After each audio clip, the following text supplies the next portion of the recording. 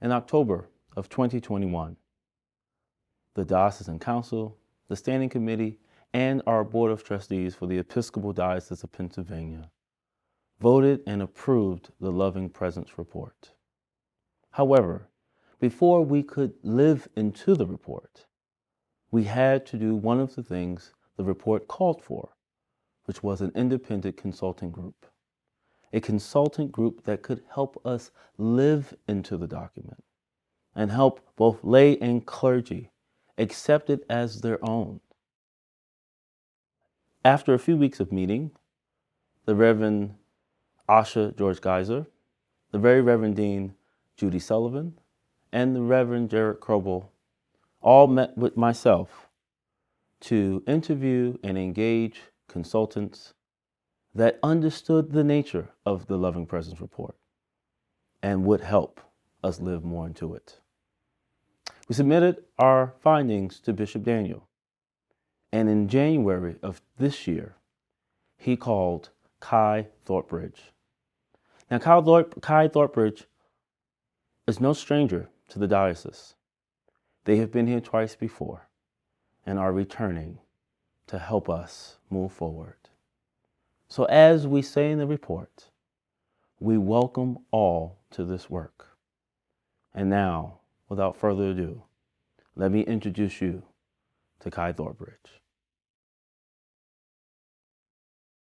Greetings, everyone. It's an honor to be able to join you during these challenging and extraordinary times. I only wish we could be with you in person. I'm Catherine Tyler Scott, principal of Kai Thorbridge, a company whose mission is the transformation of individuals, organizations, and communities using an integrated approach that brings together technical and adaptive skills and inner and outer work to equip leaders to lead sustainable and systemic change. I have been a very active lay leader in the Episcopal Church at the parish, diocesan, and national levels. I've been a 10-time deputy to General Convention, an officer on several legislative bodies, and appointed by presiding bishops Browning and Griswold to special commissions. I've also been a trustee of the Church Pension Fund and served on the Council of Advice for 3 presidents of the House of Deputies. I am a member of the Vestry of St. Paul's, Indianapolis, my home parish. Before co-founding Kai Thorbridge in 2006, I served as the executive director of the Lilly Endowment's Leadership Education Program and Trustee Leadership Development Program, both of whom were national leadership development centers. I've had the privilege of developing several statewide and national leadership programs and consulting and training with businesses, education, religion, healthcare, and philanthropic sectors. And joining me in this work with you are my colleagues Irma Tyler Wood and the Reverend Jim Lemler. Irma is a co-founder of Kai Thorbridge and has extensive knowledge and expertise in conflict resolution and management, mediation, and negotiation skills. She's a graduate of Harvard Law School and was a partner in the Conflict Management Institute. Irma is a highly skilled facilitator who's worked with leaders and teams in business, government, and higher education all over the world. Irma was part of the team of consultants who trained township residents and governance officials in South Africa in the efforts to end apartheid. Jim is currently the president of the Allen Whitehall Clues Charitable Foundation in Indianapolis. And Jim served as a parish priest in several endowed parishes, was the president of Seabury Theological Seminary, and was on the staff of 815, where his passion for mission and ministry served the church very well.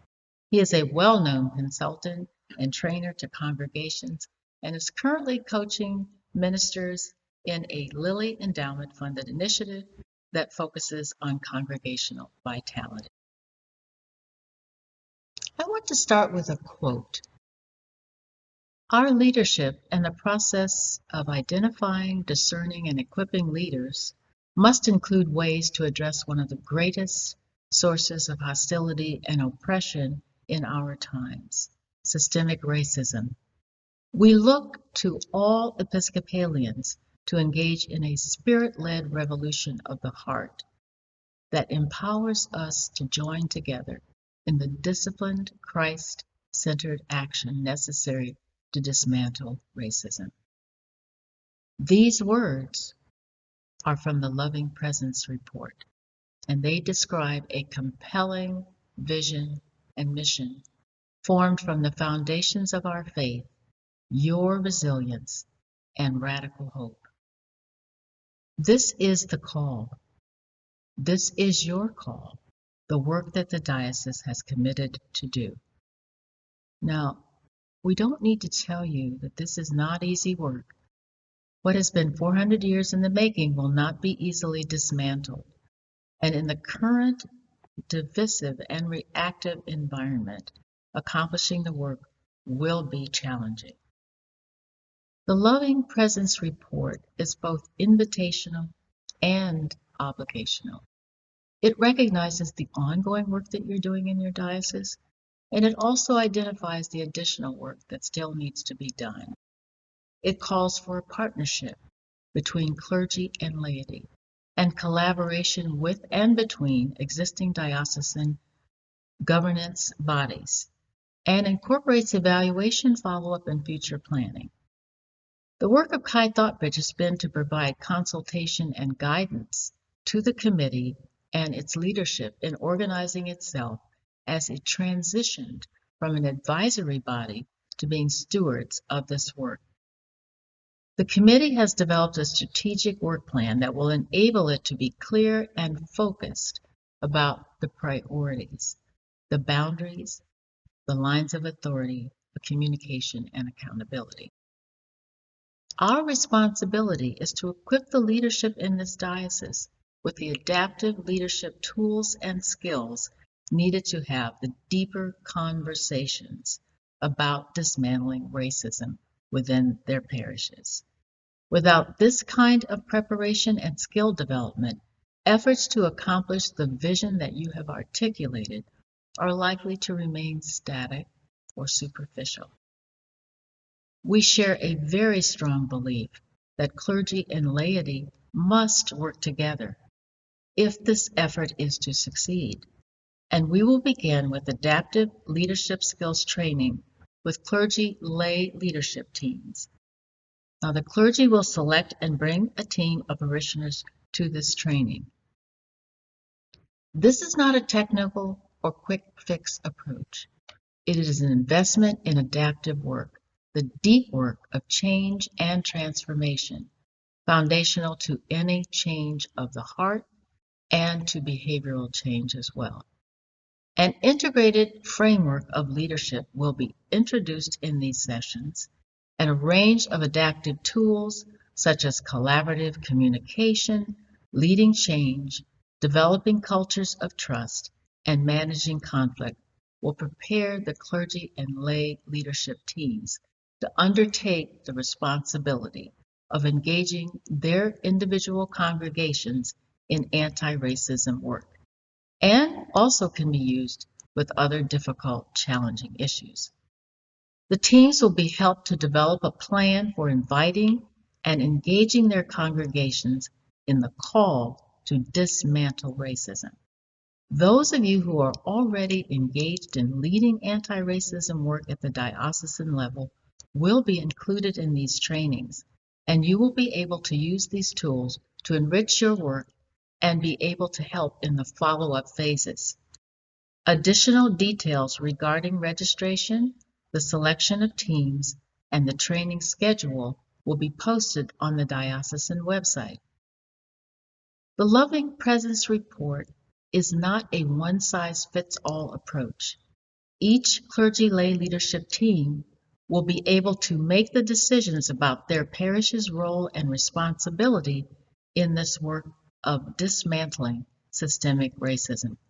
Each parish is being called upon to act in substantive ways that will move the diocese forward in the long journey of dismantling racism. We know from decades of experience that additional assistance will be needed in the next phases of this work. Follow-up in the form of ongoing coaching and consultation will assist and support each of the clergy lay leadership teams in the successful implementation of their congregational plans. This is essential for long-term change. We are in a world that is battling a deadly virus, a costly epidemic affecting us physically, emotionally, financially, and spiritually. It persists despite the best efforts of many, even though we have remedies that can alleviate much of our suffering. The refusal of some to see the harm that has been caused has led to the creation of an even more deadly variant. It has disrupted and fragmented our sense of community and our feeling of belonging. It isn't COVID I'm describing, it is racism. While there is no vaccine that will remedy it, what we do have is you. What we do have are the people in the Diocese of Pennsylvania committed to the theological and philosophical framework and call described in the Loving Presence Report. We are in a period of crisis, and crisis calls for the kind of moral and ethical leadership that the Loving Presence Report calls for. It is a challenging moment in history with opportunity and a sense of urgency that has the potential to shift our thinking and behavior and create the desired spirit-led revolution of the heart and disciplined Christ-centered action the world needs now. We look forward to working with you on this journey and to seeing you and perhaps actually being with you. Thank you.